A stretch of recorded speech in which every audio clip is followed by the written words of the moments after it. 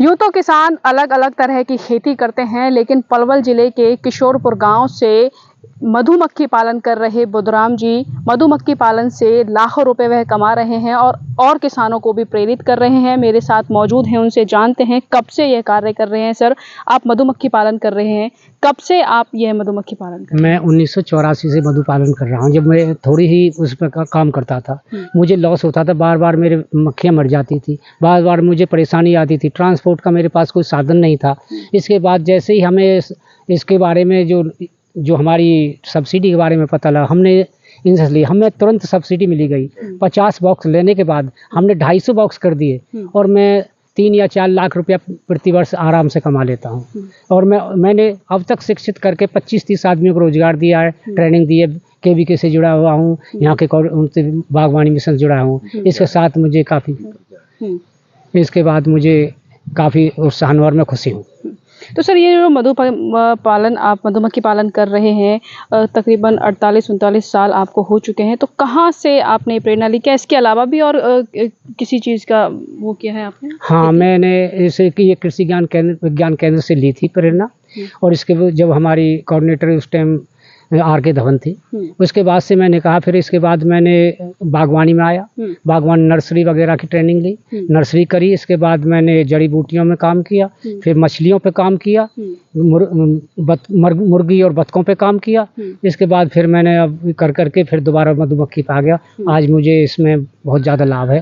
इससे मैं राई जेली निकालता हूँ जो 90,000 रुपये किलो जाती है। पॉलिश जो पॉलिश होती है वो 2200 रुपये किलो जाती है। जो शहद है वो 300 रुपये किलो जाता है।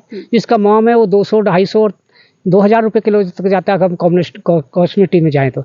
लेकिन सबसे बड़ी बात है, अगर इसका डंक निकाल तो 3.5 लाख रुपये तोल जाता है। इससे बड़ा और हो क्या सकता साधन?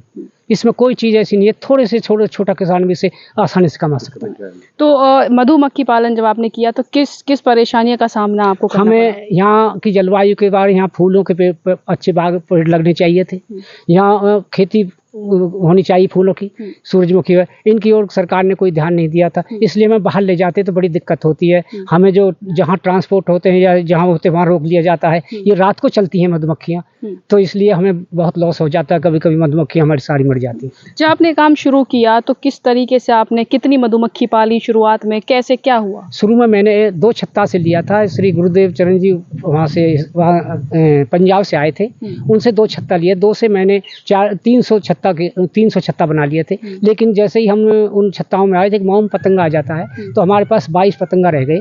हम उसमें उलझे हुए थे। जब उलझे हुए थे तो हमें कोई सपोर्ट नहीं मिल रही थी उस टाइम।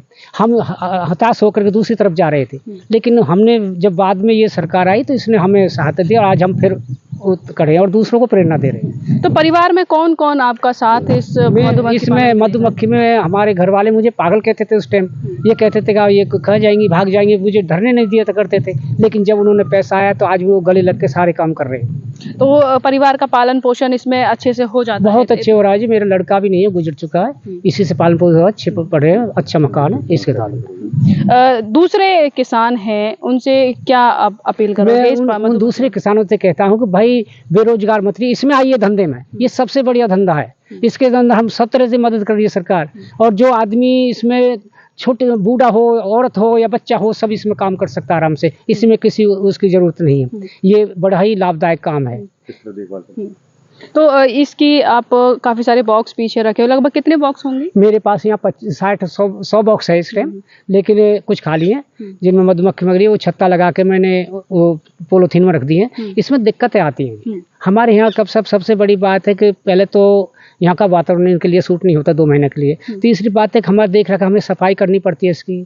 सफाई करने के बाद इसके हमने या तो पोटासियम मैग्नेट या हींग का धुआं या इसी तरह से हम इसे करते जैविक। हम किसी केमिकल नहीं डालते जिससे हमारी मक्खी बची हुई होती है। तो क्या कभी ऐसा भी होता है कि मधुमक्खी एकदम से बिछड़ जाती हो या फिर आप पे अटैक कर देती हो? ऐसा कभी हुआ है? होता है।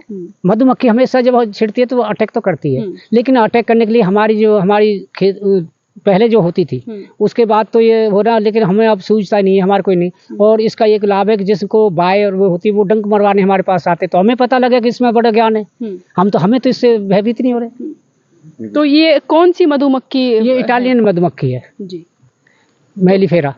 तो इतने सारे बॉक्स यहाँ पर रखे हुए हैं कि अकेले ही आप इनकी देखभाल करते हैं? नहीं, मेरे बच्चा मेरे साथ लगा देता, घर वाली साथ आ जाती है, लेकिन इनकी सफाई मैं अकेला ही करता हूँ। कहाँ कहाँ तक सप्लाई होती मेरी है? सप्लाई अधिकतर तो हम रामनगर, हम्म, कुरुक्षेत्र और झज्जर होती है सर, अधिकतर सप्लाई मेरी।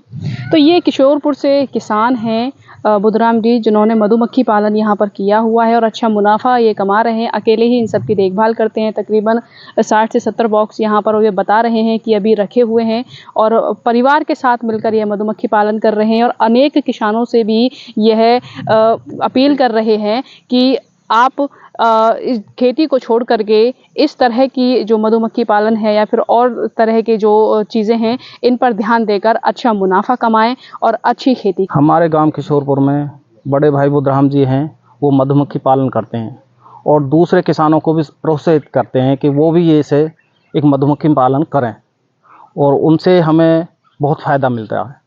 और जो वैसी खेती कर रहे हैं, हम परंपरागत खेती करते हैं, उससे ज़्यादा फ़ायदा होता है उसमें, मधुमक्खी पालन में। कब से कर रहे हैं, क्या कहते हैं? काफ़ी टाइम हो गया इनका खेती करते करते। शुरुआत में क्या कहते थे लोग?